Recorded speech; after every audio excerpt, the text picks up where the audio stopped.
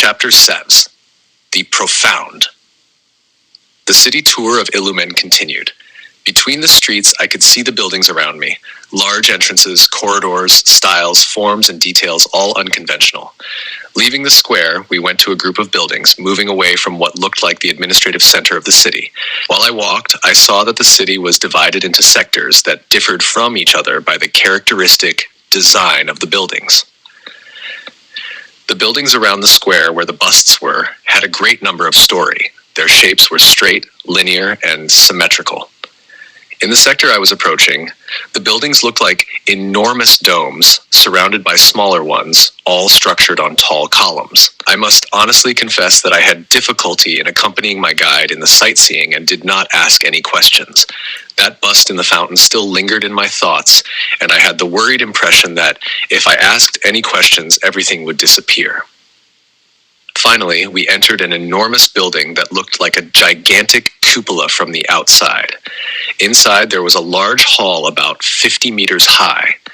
On the sides, tall crystal urns stood along the walls. There was a soft melody in the air.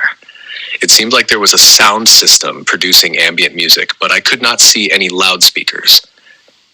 Very curious, I approached the urns that looked more like enormous shop windows and noticed that some shadows were moving inside. As I got nearer, I saw that the sound came from their interior and was uniformly distributed because of the acoustics in the hall. You can imagine my surprise when I discovered that those shop windows were in fact gigantic cages containing something that looked like very large butterflies whose wings flapped at high speed. Each insect, or whatever it was, made a specific sound according to the flapping and vibration of its wings. The harmonious combination of the sounds produced by these various creatures merged into a kind of melody. It sounds fantastically improbable, but we must remember that here on Earth there are insects that communicate with each other or with their mates in season by the emission of high-frequency sounds that are usually undetected by human ears. There was something new at every moment, and I was more and more astonished. Godar smiled at my queer behavior. I felt like Mr. Troglodyte himself marveling at the advances of modern civilization. The guide went to the end of the hall with the urns and walked through a door that opened before him. I hurried behind him and saw a long descending corridor. Godar signaled for me to walk faster. Another door slid open and we found ourselves inside a kind of auditorium. The room sloped down, ending in a concave wall. There was a group of armchairs, 10 rows of 4 armchairs on each side of a corridor, making a total of 80. Between the 2 rows, right between the 2 armchairs in the first row, there was a kind of solid cubic table that seemed to be made of yellow, smoky crystal. On the top could be seen a row of 6 parallel grooves. In front of each one were half-spherical keys on a totally smooth, almost transparent surface. The high, smooth walls of the auditorium were light brown and formed a full arch with the ceiling. The shape reminded me of church domes. The front wall was built jutting backwards to the inside, forming a kind of box, breaking the continuity of the room. A kind of architrave, beam, or curved arch separated it from the auditorium, keeping it dim. The floor was covered with something that looked like a soft, light brown carpet that left no footprints when you walked on it. The lighting emanated from the ceiling and did not show any points of light. It looked as if the ceiling itself was the source. Godar walked along the corridor and sat down in the armchair on the left side of the table. He called me mentally to sit down in the armchair beside him, and I did so. The armchair seemed to be made of a caramel-colored synthetic material, soft to the touch. The surface yielded slightly according to one's weight, and agreeably followed the contours of the occupier's body. It was enormous and made me feel like a pygmy. In front of us, there was a smooth, bright, concave wall that seemed to be made of the same material as the building. Godar opened a little compartment on one of the sides of the table by pressing a certain spot and took some small crystals out of it, all of them the size and shape of domino pieces. The crystals were totally transparent, quite similar to bars of colorless acrylic. In one of the corners, the crystal bar had a kind of bas-relief mark. It was probably a symbol to identify it. The guide held one, showed it to me, and inserted it in the first groove. At the same time, a sequence of colored lights flashed on the tabletop, and The wall in front was lit with an image of about 6 by 12 meters, using all the height and width of the wall. Once again, I was shocked. The images were of the interior of my house in Lima and showed the daily routine of my family for the second time. At that moment, I decided to interrupt that flow of incredible events, and leaping to my feet, I asked him to stop the display and begin to explain in detail the purpose of this exhibition of technological advances and declared spying. Godard looked at me quietly and answered, "Sit down and take it easy. All your questions will be answered." Agitated, nervous, and tense, I went back to my armchair. Godard turned round and said, "Watch carefully. I'll answer your questions later." I could not think of an immediate reply, so I sat down and looked at the big screen. Suddenly, the situation changed. They were not images of the daily routine of my family anymore, but scenes of a war that I identified as the Vietnam conflict by the characteristics of the uniforms. I was impressed by the technology, for at that time, those big screens with no external projection had not reached Peru yet, or if they had, I had never seen one. Now I was watching on a huge screen, images of perfect resolution and clarity with no apparent focus of projection. It was like a gigantic TV set in color, except that there was no distortion in the images. I was fascinated. The scenes changed quickly, showing different wars, alternating with panoramic views of wonderful landscapes or images of poverty, urban violence, environmental pollution, and the destruction of forests on Earth. Then, the screen showed extended desert areas of desolation and barrenness that looked like the Sahara or another planet. It reminded me of the scenes that Antar Sherar had shown us in the other spaceship. But why this again? I was puzzled and asked Godard the purpose of it all. He answered, "The machine we are using is connected to something similar to a computer. It's continually fed with information from all the worlds we regularly visit through resources that are beyond any analog, digital, or electronic information that you know and have been using. This complicated machine analyzes and processes all the data through a system somewhat similar to a triangulation. It confronts the data by association and builds images by conclusion. Besides, it can catch images and sounds of events that occurred in the past." To give you a good idea of how this device works, you just need to imagine this. If the Earth had a gigantic telescope, you would be able to see, through the light sent off by a star on a planet, the events that occurred thousands of years ago, for the time that the light takes to go through space is long, and that the telescope would catch scenes of its initial formation. The star may have disappeared, but the image of its destruction will take light years to arrive.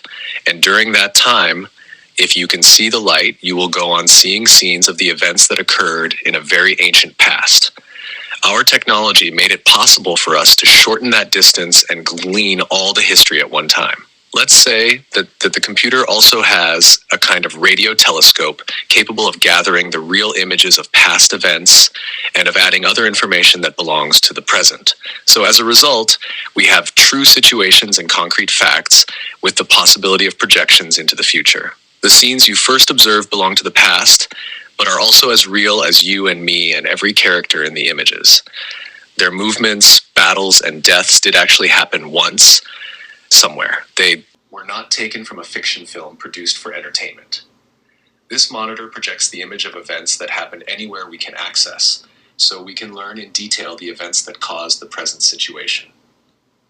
Besides, the Time-Space Center, as it is called, allows us through a complex processing system to create scenes of probable future situations.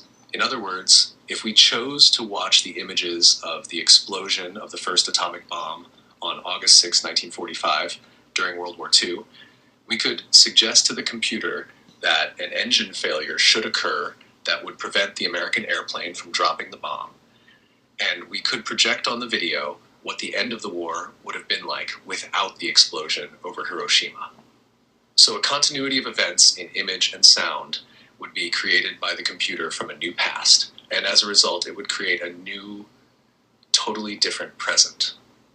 This technology allows us to study several alternatives for past, future, or present events, and offers the possibility of understanding in depth the conditions and situations that cause the changes in the cultural processes in any civilization. At the same time, we can identify the behavior and attitudes that were responsible for successful results that benefited development, as well as the mistakes that hindered a coherent, effective evolution. You mean you can see historical events as they actually occurred, and then with your technology produce artificial images of what the result would be like if something hadn't occurred the way it really did? I asked, very impressed. Yes, and we can make projections into the future and see images of events that will occur in that probable future.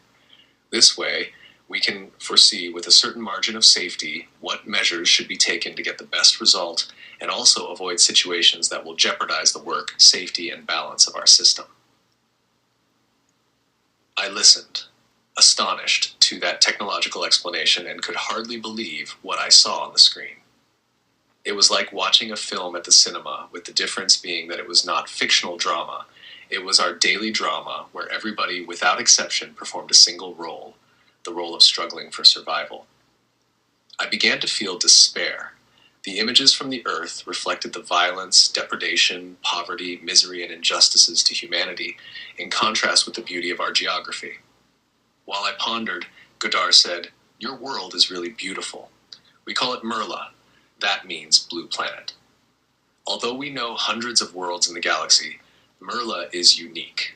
No planet offers such a splendid variety of colors and life. The richness and fertility of your soil, the complexity and integration of your biosphere, and the abundance of resources are something very rare." I said, "Godard, I know our planet is beautiful and marvelous, and that humanity can't deal with life correctly. But anyway, why does everything exist? Why is there life after all? Do we have to suffer, struggle, work, survive, raise a family to simply die afterwards? What's the meaning of life? Do we just have to accept the answer that it's all a divine mystery beyond our comprehension?" The extraterrestrial guide listened to me carefully and impassively. His calm, introspective face showed no emotion. Then he said, "Man is a creature that ignores not only his own nature, but also the meaning that should orient him on the root of his existence. For centuries, man has wandered on the surface of the earth, trying to survive the inclemency of meteorological and climatic conditions, the attack of wild predators, and chiefly the misdeeds of his fellow men.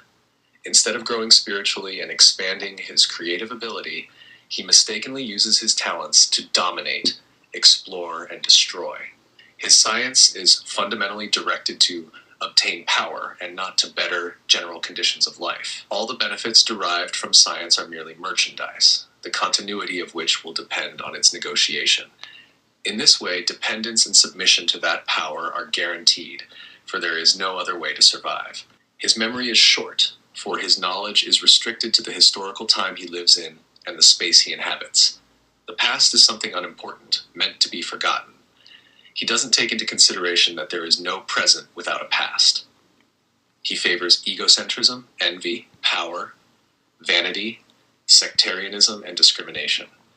He is so vain that he thinks he is the only intelligent living creature in the universe, that everything gravitates around the earth, and that he was made in the image of the creative power. He is so arrogant that he thinks he is able to interpret the concepts and laws that govern the universal reality without any help. Animals, plants, and the soil are there just to be his slaves. Being a unique creation in the universe, as he believes, everything is there just to please him. A mere act of repentance can erase all pain, affliction, and destruction caused to the environment or his fellow man, leaving no traces, just as in a sleight of hand trick.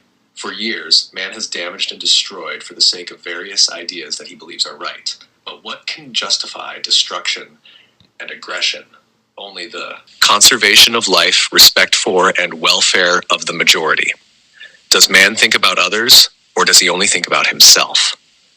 In the primitive stage, he went on, all animals respect a major principle that, although they don't understand it, is part of nature. Instinct leads all species along a coherent route for survival, stimulating them to act according to their needs for perpetuation. While instinct commands, nothing goes astray. The environment cooperates in great decisions, and its balance determines the transformations or changes in the route. When man was still primitive, he respected the laws that led him naturally in a coherent direction. His harmonious relationship with the environment offered a facile scenario for the success of the basic transformations that would change the course of his evolution. As he began to be conscious of his power to create, change, and transform the things around him, he discovered that he was different and superior to the other species.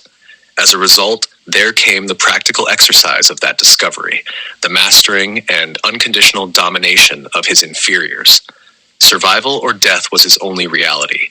Whatever he didn't understand was either preserved or destroyed according to his sympathies or wishes. In a world where living was mere survival, the human being managed to learn how he could use his brute force, violence, seduction, intelligence, and shrewdness to reach his objectives or to make others work for him. Engaged in an evolutionary search for the discoveries of intelligence, he was ingeniously caught in a trap. Although satisfaction of necessities is the natural motivation of any creature, man developed new motivators, so many that today he believes that competition is the only form of stimulus to development. He established and justified war as a way of general subsistence, war whose weapons and strategies are innumerable and cruel, when in fact a word used intentionally at the right place and time, an attitude or gesture, can diffuse a situation or mollify any real or potential enemy.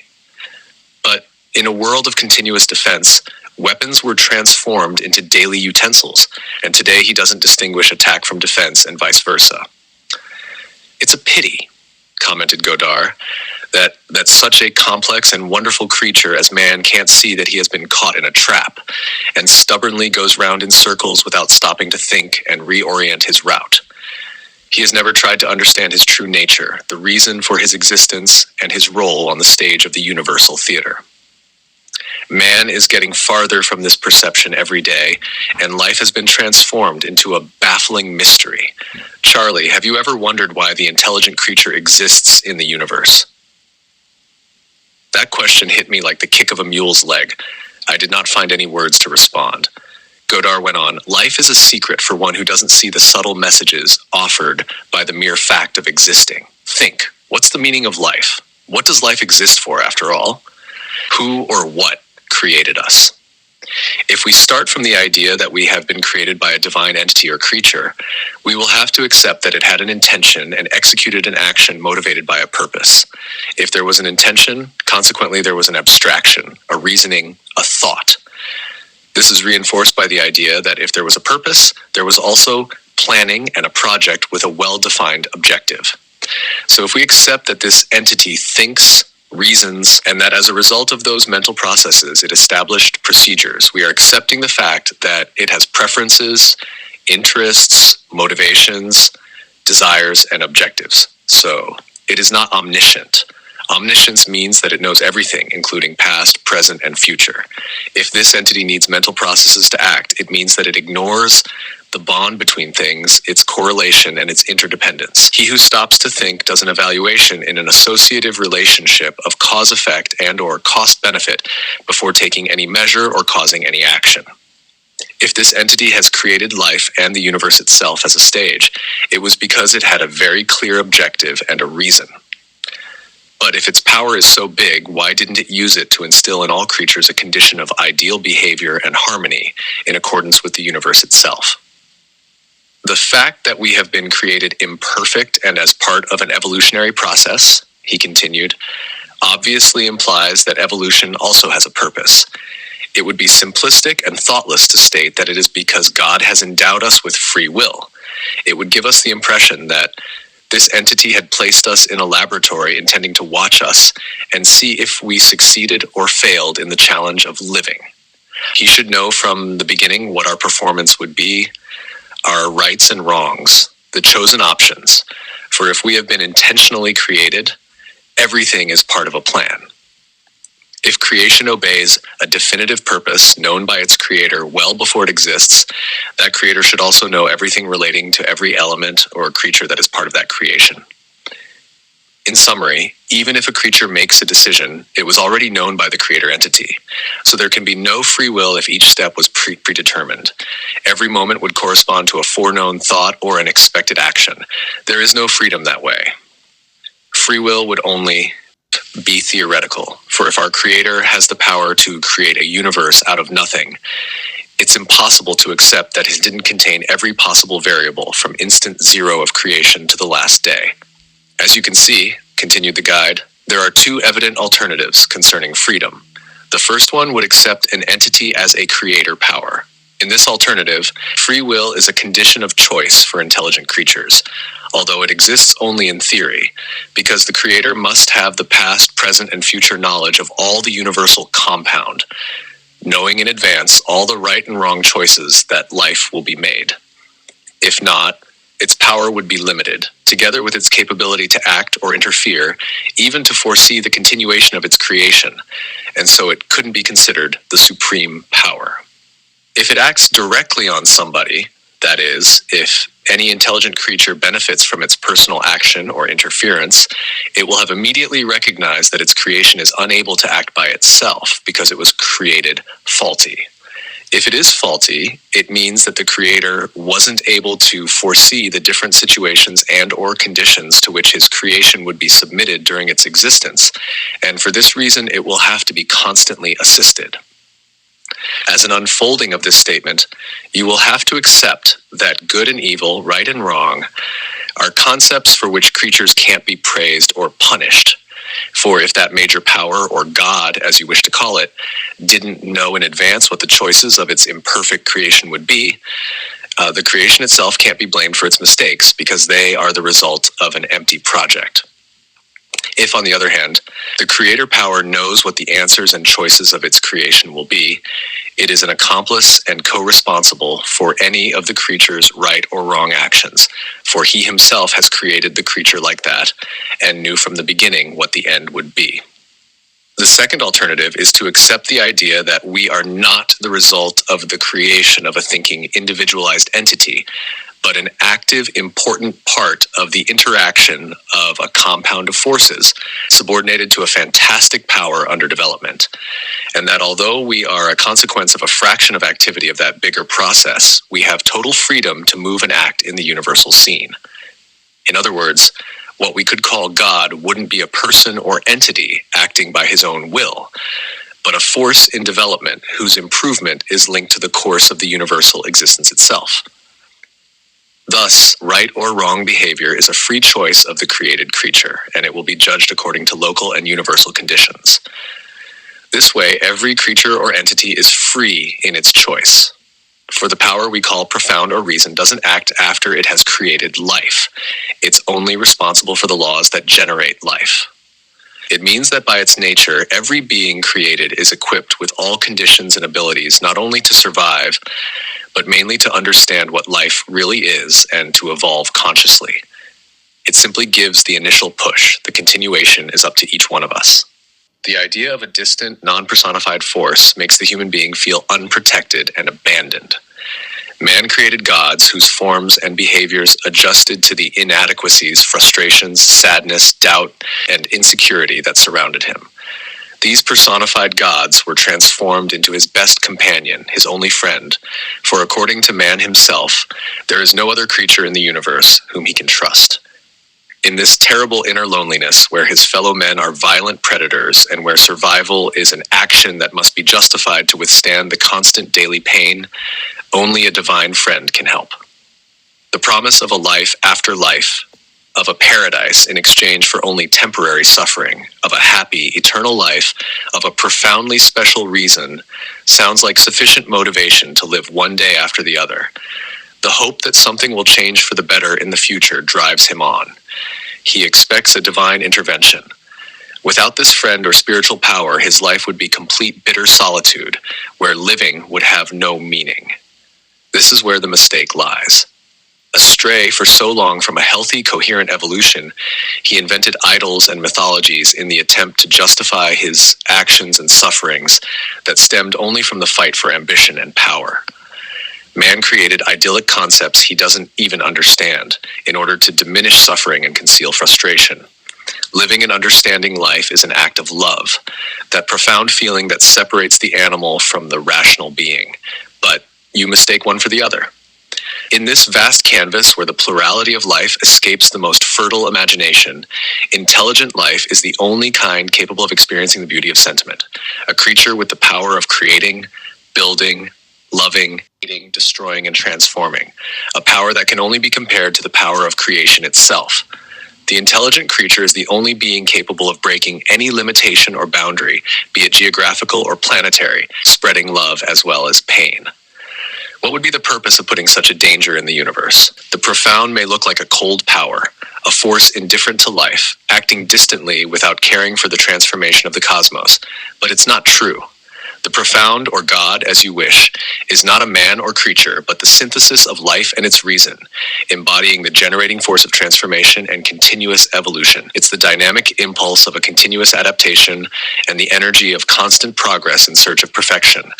The source of accomplishments, the inspiration that nourishes imagination and moves creativity, freedom of being, loving, and living with dignity. It's a force with clear, definite objectives intended to grow and expand, but that are not the result of a thought. They are the result of its own nature. The inner energy that leads mankind in search of new pastures and water, the voice that moves and pushes man to go a long way or begin new enterprises in search of better life conditions and a corresponding inner satisfaction, the emotion of a conquest, the feeling of love returned, the tenderness in a gesture, an act of compassion, the pure simplicity of a caress, and the attainment of an ideal are different ways to discover a small fraction of the profound acting and manifesting itself in each one of us. When we talk to our inner self, when we stop to think and meditate, we are building a channel of communication with that major power. You don't know what you are capable of, for you haven't yet found the way to identify that relationship and establish your place in the interior of the profound. That power or energy is as old and as young as creation itself. Who or what could serve as a reference to compare it? What relationship of time could we use to say that it's old or new? Anyway, its existence is clear and its expansion is a fact. The God of your world is associated only with good. Evil is personified to the devil, which was a simple and easy way to avoid the conflict. You forgot that evil is a creation of that same God. Good and evil are necessary and complementary antagonistic forces. Both of them are fundamental to solidify definitions and thus essential to determine the speed of transformation. So the devil cannot exist as an individualized independent being. It ends up as an extension of God. If you accept the religious tradition that Lucifer rebelled against God, you would have to accept that the creator power ignored the intentions of his creation to the point that it turned against him. Thus, God didn't know his angels' actions, which means absolute alienation. That absurd ignorance impedes the amplitude of his power, indicating a limitation. God must be the two factions because there can't be universal consciousness if it is partial, fractioned, or unilateral. It is silly to think that God is only good and evil only evil. Polarity is a universal condition, and it exists as two faces of the same reality. Black is the opposite of white, and to obtain white, you need all the other colors. The magnet has a positive end and a negative one, but the two are part of the same mass. Everything has its thesis and antithesis contained in the same unity. Evil or ignorance exists as basic, primitive, simplistic action and reaction. Its other extreme is good or complexity, existing knowledge and perfection. Being perfect is not being good or bad. It's harmonious coexistence with universal laws. Life can only progress with the clear perception of the conflict inherent in the various alternatives of existence. It's impossible to conceive and define light without understanding that darkness exists. Nobody can be good without ever having overcome his wickedness. Nobody can evolve without having something to overcome. There cannot be a supreme power that doesn't contain in itself good and evil, primitiveness, degradation, chaos, accomplishment, conquest, improvement, life, and order, for without this, it wouldn't be capable of carrying out evolution. If God is the creator, generator of the process and the accidents of its extenuation, he is compulsorily the synthesis of good, evil, perfection, and imperfection, the evidence that everything evolves, including himself. Good and evil derive from him. Without God, without the generator power, there wouldn't be good or evil. There would be absolutely nothing. The major power exists in and from all things, either animate or inanimate, that occupy the universe. The interaction of these bodies, their transformation and adaptation, wrong or right doings, their victories and failures, nourish this force contained in every participating element. Every element is part of that power and a concrete manifestation of its existence, as well as every action being the clear demonstration of its expansive and growing activity. Realizing life is an act of consciousness that goes beyond reason, for it's evident that it happens and that we experience it in innumerable ways. The universe exists, and in it, worlds, systems, galaxies, creatures, and beings that escape your imagination. The origin of the profound goes beyond any explanation. It exists even if its existence is denied. It is easily proved. If you accept that the universe had an origin, it must be accepted that the whole basis of the principle was given at the act of creation, the laws of gravity, energy, matter, structure, life, and evolution. There was and there is a controlling power that organized and arranged everything at that moment. If not, from where came the first information that arranged the DNA? The power that established the structure of the first atom? The force that gave electric charge to the first electron? A pre-organized structure founded and segmented the principle of everything, not as an act of thinking, but as the consequence of a differentiated process that acts on pre-established automatic impulse. The power exists to act and mediate transformations, containing many surprises accessible to the creatures that succeed in transforming themselves.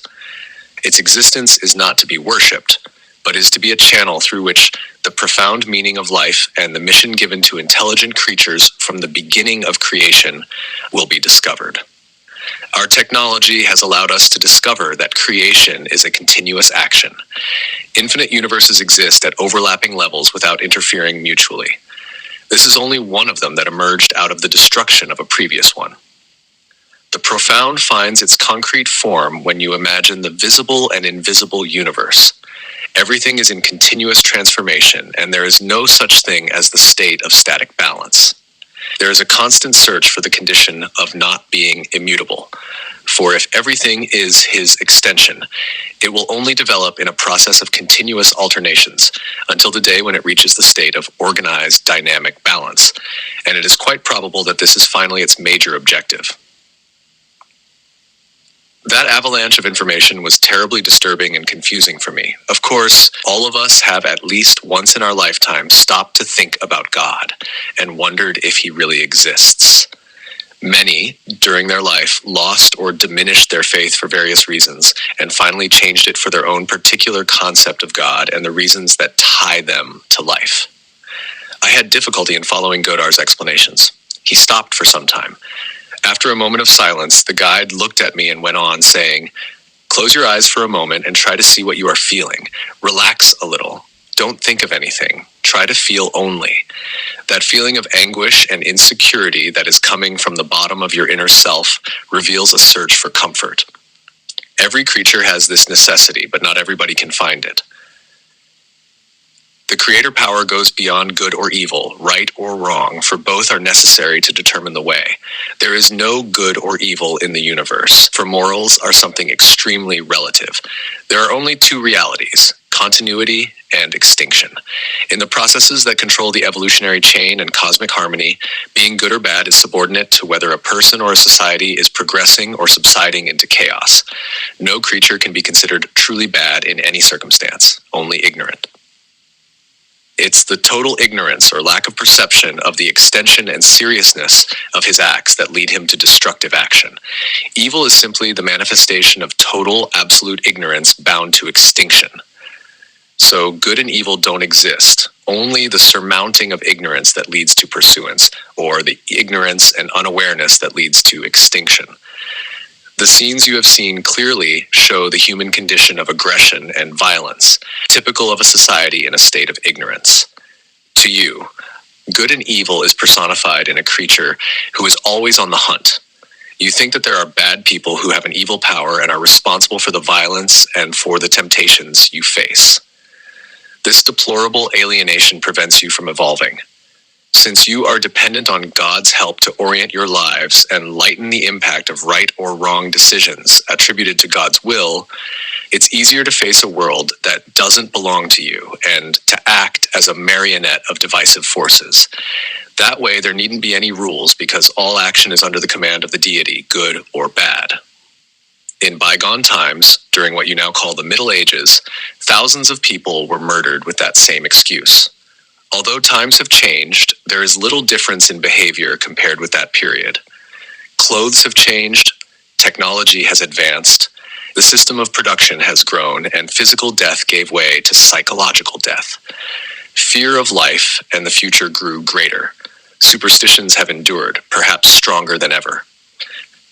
To understand the force that administers and impels the universe, you must deprive it of any human or divine characterization.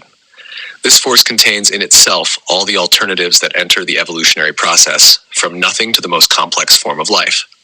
Animals are merely instinctual. There is no right or wrong in their decisions. They simply respond coherently to the necessities of their environment, urged by an inner force having no predilection.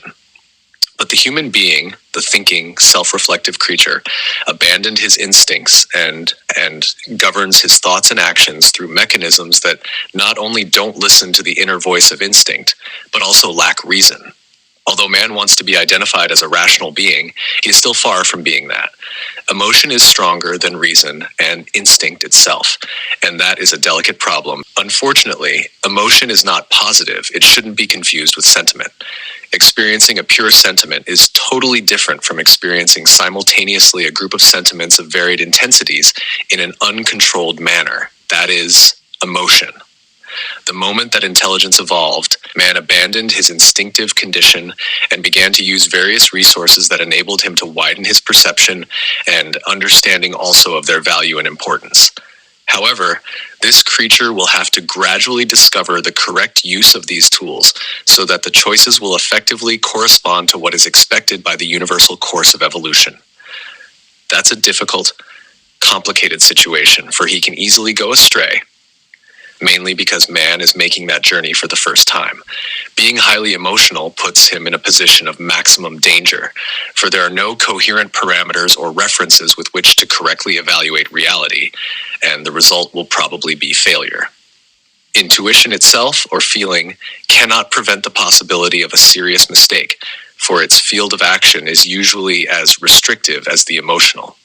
The intelligent, coherent behavior of self-reflective beings in development must be the balanced combination of the instinctual stimuli and an organized, analytical, reflective reason that evaluates sentiments deeply and experiences them in an orderly way. Being well-balanced and coherent is not synonymous with being cold and invincible. On the contrary, you can only experience the importance and value of a sentiment when you can be totally involved in it. And it can only be reached when you are determined to understand its nature, strength, and importance. And so you plunge into a thorough perception of the sentiment. Feeling deeply, with total awareness of its extension and amplitude, is the beginning of a state of consciousness that differentiates the intelligent creature from the animal. Man permanently complicates his life by making up excuses for his existential reality instead of trying to understand it better. He justifies his permanent lack of control and reasoning by saying being emotional is being sensitive. Sensitivity means ample appreciation of a reality or situation and consequent understanding. Sensitivity is not only the capacity to feel, a simple reaction to a given internal or external stimulus. It's neither a disposition to be mastered by impressions or emotion. Man considers sensitivity as a quality that indicates the variations of intensity of like, dislike, affinity, sympathy, aversion, and even love. However, sensitivity must be the clear, deep, objective discovery, identification, and appreciation of something. A sensitive creature is a detector, an entity capable of differentially interpreting the messages that float in the atmosphere and reality, a being that decodes the language of superior or inferior beings, for it has the inner disposition and the right tools for the purpose. An emotional creature has no inner disposition and no tools. Evolving is a difficult, slow, complicated route, with hidden traps at each turn and an enemy residing within each creature. With no horizons, man creates alternatives as a palliative to pass the days of his existence. The transition is frightening and complicated. So, in most situations, it's better to occupy one's time constantly with activities to avoid confrontation with one's own inner self due to an absolute dearth of answers. Those who desperately search for these answers to give a meaning to the effort of survival have to conform to very little. Meanwhile, man is busy filling his days with activities, trying to occupy all his time until he has no more time to simply stop and breathe. For to him, living is being engaged in an activity and doesn't necessarily involve anything transcendental. The objective is only entertainment to help him escape the monotony of routine or the confrontation of the self. As long as he identifies life solely as work and the only evident state of existence, he will never have the wherewithal to understand life and discover its potential for accomplishment. In order to understand the major power of life, its objective and mechanisms, you must break the limitations of that transition. For an evolutionary process to correctly orient the transformations of a society, it's of vital importance to obtain a harmonious, constructive, ample state of consciousness. Where there are written rules and laws that repress through the threat of punishment, there is no consciousness. When the major power created the cosmos, he didn't write down the laws that control its movement or its transformations. They are implicit in everybody, in every fraction of the whole. Thus, the laws that rule life are contained in every creature. You just need to find them and decipher their language. Not an animal anymore, but not completely rational yet, only diffuse, shallow emotion with a highly self-destructive power. Would that be the terrestrial man's profile? I ventured. To be able to understand the profound and existence itself, you must understand the nature of life and its objective reason. Living is giving, sharing, serving a purpose, feeling you are a part of something bigger, catching a glimpse of a horizon and walking towards it. Living is to unravel all secrets, conquer all challenges of the world and the universe. It's to question your inner self up to the very last query, trying to acquire the tools that will help build your freedom. Understanding is to feel in your soul, in your essence, the space taken by the cosmic whole. And you will then have found the true reason for your existence and the origin and purpose of your cosmic identity. Attaining this understanding, you will discover the value of sentiment and the weight of reason. There is no greater power in creation than love, made reality through truth, and truth is nothing but a pure commitment to life and is there to orient it.